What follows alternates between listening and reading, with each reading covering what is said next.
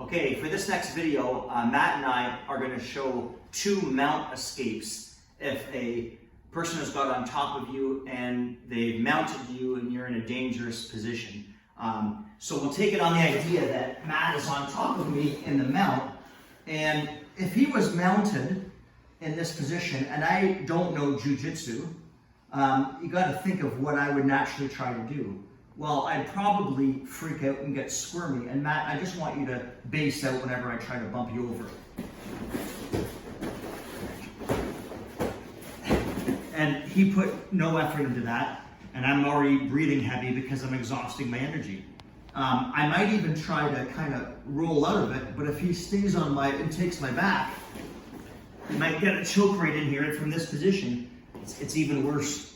So try that again, Matt. So maybe just kind of flatten me out. So maybe I try this and he just stays with me. And we're kind of in this position. Now I'm getting choked. Okay. The other alternative, again, if I'm not trained, is to outstrike Matt. So try these, but look how he straightens up and he starts striking down on me. These are worse shots. You say, well, in Kenpo we got the groin, haha, you know, maybe from that angle, but if he folds the way he did, now the fight is really on and I'm in a much worse situation. So rather than outstriking, just trying to bump them off to and fro, and I want to do techniques that require less energy but are very efficient. So if his hands are on my throat or my chest, it doesn't matter, 1 arm or 2 arms, I'm going to start by taking my right hand, and this will be all at the same time, and I'm going to go slow. I'm going to do what's called a monkey grip, and that's going to be a thumbless grip. And watch this right arm; it's going to anchor. If it's kind of up, even with the monkey grip, he could probably still escape. But when I anchor this elbow, it makes it much more difficult for him to pull this way. Of course, if I went thumb full, we know from long form 3 techniques where we do all the wrist grab escapes, that's an easy release. Now, even if I get the monkey grip and I anchor, one approach where he might be able to get out potentially is pulling straight up. So I haven't stopped that. So my left hand, my right arm is going to be thumbless. My left arm is going to be thumb full. So now I have his right arm controlled.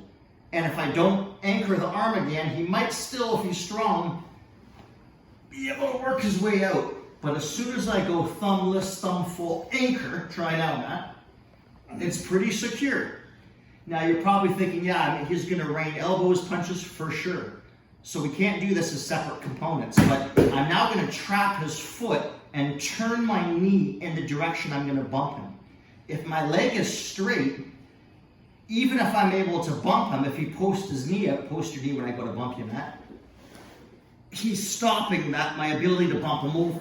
So I want to go elbows tight, anchor. Notice the elbows tight. Elbows up, he brings his knee up to my armpit, and now he's in a high mount, and you can see the pressure on my neck. It's not good. So I want to keep my elbows tucked, grab the wrist and the elbow in control, trap the foot. And all I'm going to do now is elevate the hips as I go upward, and I bump them off. Hands go to the center, I posture up, and I break free, potentially getting a kick in there if need be. And so we're going to try this one again. So now I can't do this as separate components, 1, 2, because he's going to rain that straight down. So what I'm going to do is I'm going to trap his wrist, cup his elbow, keep my elbows anchored, and trap his foot all at the same time. Over he goes, control, break free, get your kick in, or whatever you want at the end. And Matt will do the same to me. So I've mounted Matt. Maybe I only use 1 arm. Maybe I stick my forearm in his throat, like this, saying I'm going to kill you or whatever. Same thing, all at one, he traps my foot, and over I go. And he breaks free. Okay, so try one fast, Matt. I won't even talk. So as soon as I latch on, I'm giving this, it's a gift. Over I go, and he's free. And from a Kenpo perspective, he didn't hang around on the ground long. He got back to his feet. So I'm on my back and he's up. Now the second one we're going to do is a headlock type move. And this one is a situation where I have a headlock deep like this, okay? And I'm trying to smother him. We call this almost like a crossface, kind of in this position. And even worse, I take my right and left legs and I grapevine. I don't hook his ankles, it's not as much control. I grapevine. So my weight is really on driving him forward as opposed to sitting up to punch him. So what I'm going to have you do on this one, I think is probably the best angle, would be, we're in this position. Okay, so my left hand is going to grab at the bicep tricep. And I'm going to have a heavy head. Because if I go, okay, naturally I want to swim this. But when he's grabbing tight, I can't swim that arm too well. So what I want to do is secure the grip by having a tight head. If my head is just kind of loose, pull that arm out, Matt. Now we're in a bad situation. He might base out, and now he's in a position where he's mounted to me, and I'm back to square one. So in effect, even though he's grabbing me, I want to secure the grip by having a tight head, heavy head, so he's not getting out. Now, I could hug his back to prevent him from going up. If I don't hug his back, he'd sit right up in it. Now we're in this situation. But I also have to worry about that left arm. So if I'm just hugging his back and I let go of the left arm, start feeding me that hand. Boom. So I'm going to use my right arm and I'm going to use my forearm to trap. So it's easier to try to punch me. And when it gets serious, look at the latch. If he tries to swim, I might have to re-swim.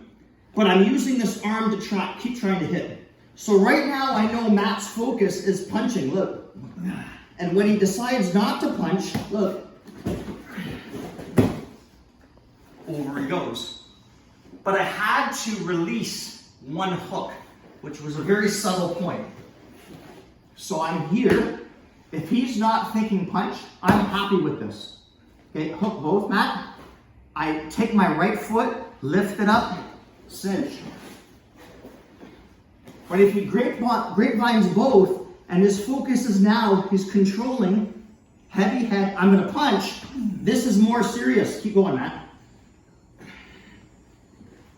And a way to prevent the swim is not to have my elbow like this. I'm going to anchor.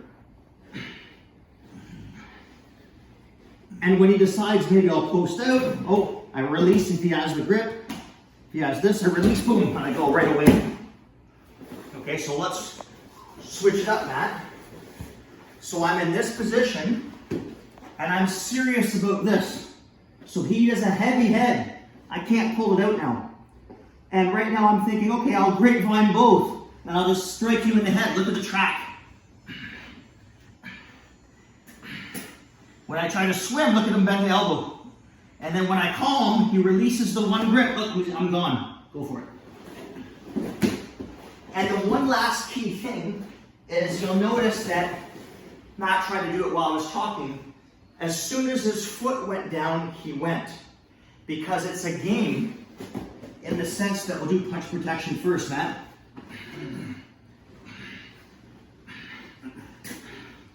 If he just releases the grip, releases the grapevine, and waits, watch me reinsert it. Go to bump. So as soon as, go back to the punch, we're doing this, right away he lifts up, touchdown, and he's gone.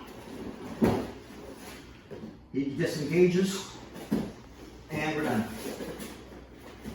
Two really great moves to escape the mount and thinking about punch protection the whole time. Give it a shot, guys.